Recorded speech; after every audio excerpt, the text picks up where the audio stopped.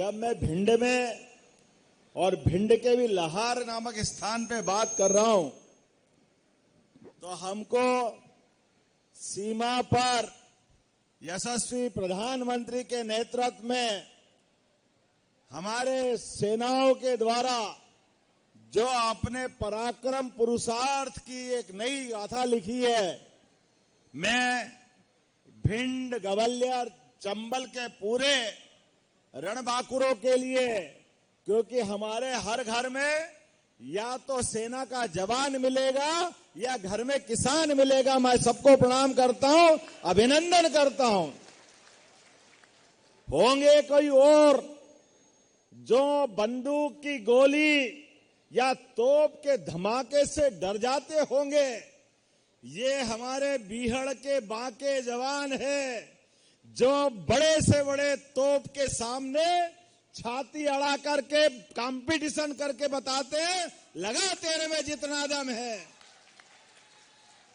हजारों साल से ये हमारी चंबल की धरती भारत के दुश्मनों को ठिकाने लगाते आई है, ये इसका रिकॉर्ड है। तमाम कठिनाइयों के बावजूद सदैव देश की, भारत माता की जय जयकार में कदम से कदम मिला करके 145 करोड़ है, अब तो 145 करोड़ देशवासियों के लिए अगर भारत महफूज है तो मुझे गर्व है। देश के बाकी राज्यों के सैनिकों के साथ चंबल के सैनिक भी सीमाओं पे खड़े हैं, हमें इस बात का आनंद है। और केवल इतना ही नहीं, यहां का तो अतीत ही बहुत गौरवशाली है। लहार महाभारत कालीन वो लाक्षागृह की घटना, ऐसा बोलते हैं कि पांडवों के लिए कौरवों ने जो षड्यंत्र किया, उस षड्यंत्र के आधार पर यहां ये लाक्षागृह बनाया गया था। अब मुझे मालूम नहीं है बनाया कि नहीं बनाया, लेकिन ये बात तो पक्का है कि भिंड के अंदर कोई किसी के साथ अन्याय नहीं कर सकता है, ये पक्की बात है। ये न्याय की बात करने वाला क्षेत्र है, इसलिए सदैव न्याय वालों के साथ खड़े होता है। जहां अन्याय होता है वहां हमारा जवान चंबल का, भिंड का, और कितने सलीके से व्यवहार करते हैं।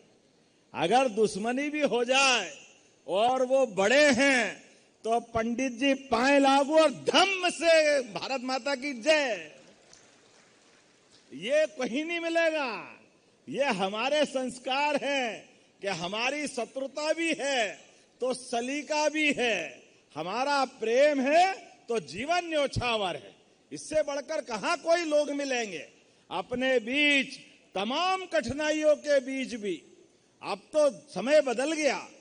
कांग्रेस के जमाने में वर्षों तक कांग्रेस ने अपने केवल विजय तिलक के लिए यहां बीहड़ में डाकुओं का भय बताते रहिए, उनसे डराते रहिए, क्योंकि वो वोट के आधार पर जीतते नहीं थे, वो चालाकी से किसी और कारण से जीतते थे। तो आम आदमी के परेशान के लिए, सीधे साधे लोगों के लिए, खेती किसानी वालों के लोगों को डराने के लिए लोग डाकू पालते थे। ये हमारी सरकार है, जब से बनी उमाजी, बाबूलाल जी गौर, शिवराज सिंह चौहान की सरकार, अब डाकू के हते पते नहीं लगते। जोरदार अभिनंदन करो, ये है सुशासन।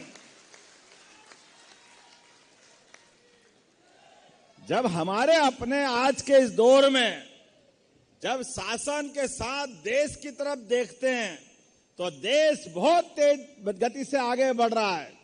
और बदलते दौर में जब मैं भिंड के ऊपर से हवाई जहाज से देख रहा था, चंबल की तरफ भी जहां देखो बड़े बड़े भवन, अच्छे खेत लहलहाते हुए, चारों तरफ चेहरों पे भी नूर ऐसा।